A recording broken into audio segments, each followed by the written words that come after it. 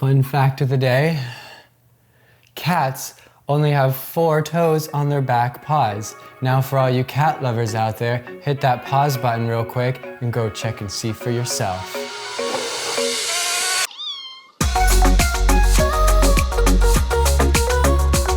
On the points about mental health, is climbing not already exercise? So shouldn't these benefits already be gained by climbing often? The video in reference here is Should Climbers Run? Here's what you need to know about cardio and climbing. Yes, climbing definitely is exercise and definitely already has multiple studies showing the positive effect it can have on our mental health at all ages. So yes, climbing can be a boost in our mental health, but that doesn't mean it's the only boost. That's like saying I get happiness from drinking coffee and it has caffeine that I desire, so I don't even need to drink tea, even though it also has caffeine and also makes me happy. Can't you have both?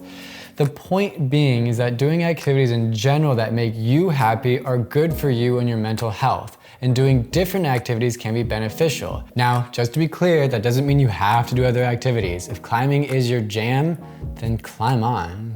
I've been told it's best for climbers to keep the elbows close to the body when doing push-ups, but when I do these, I hear a dull cracking, popping / cartilage sound in my right shoulder close to my neck. Should I be concerned? Am I doing something wrong? You may need to change the depth of the push-up or do some warm-ups beforehand. It's likely movement of your AC or the acromioclavicular joint, but it could be numerous factors. The shoulder is so mobile that it has an extensive amount of structures to support it. For example, if one of those structures is too tight, it can get pulled over a bony prominence and cause a click.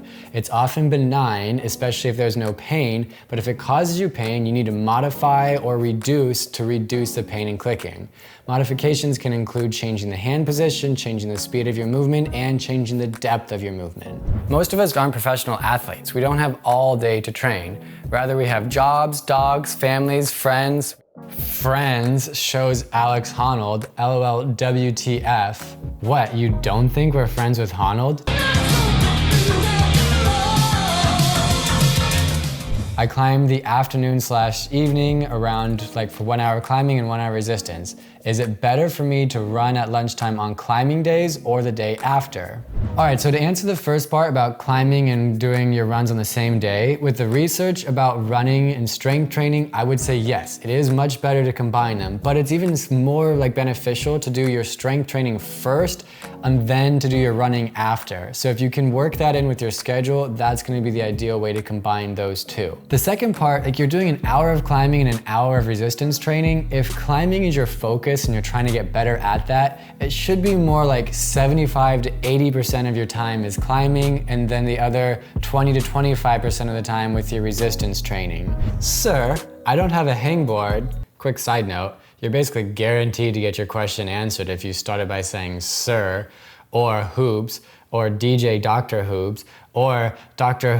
Can you suggest some exercises for finger training as all the gyms are closed here due to the pandemic? Now, if you don't have a hangboard or a climbing gym that you have access to, try and find any small ledge around your house that you can hang off of and at least do recruitment pulls on those. There's no replacing a hangboard, just like there's no replacing a climbing gym, so it's not gonna be ideal, but recruitment pulls can help maintain the strength of your tendons and your pulleys, and you can find more information on those on any of our hangboard training videos. Quick side note about the reason why I say to do these recruitment pulls, simply because they're one of the easiest ways to create a maximum contraction of your tissue with minimal equipment. And you can do it with one arm, so if your edge that you find isn't that sturdy, not sturdy enough to hold up your entire body weight, you can do single arm recruitment pulls, less equipment, max contraction, and it'll still help to maintain the strength of those pulleys and tendons. When should we chase the pump in climbing training / bouldering? So chasing the pump really depends on your training goals. If you're trying to improve pure strength, then you don't want to chase the pump. You need good maximal effort with fewer repetitions. If you're trying to improve endurance, then that is more appropriate to chase the pump, and you want to feel that burn and that fatigue as you work towards failure. Don't judge the quality of your exercise by how sweaty or pumped you are at the end. Judge it by the numbers, which means you have to write that stuff down. The numbers are what matter, not necessarily just the sweat and fatigue. All right, until next time, train, climb, Count how many toes your cat has on it. Stop paying attention to how sweaty you are when you train. Write down your training, send, repeat.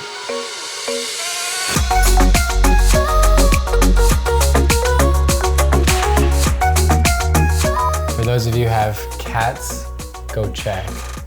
That's not what I wanted to do. No. What you should do, I grab this, meow. You should do like a big breath. And then do about 30 minutes of that resistance training. I just like stared dead into the camera after it stopped. Stop worrying about how freaking sweaty you get when you train. Stop. You're nasty. Start writing it down and repeat. Oh, I didn't get it. Do it. It's scary.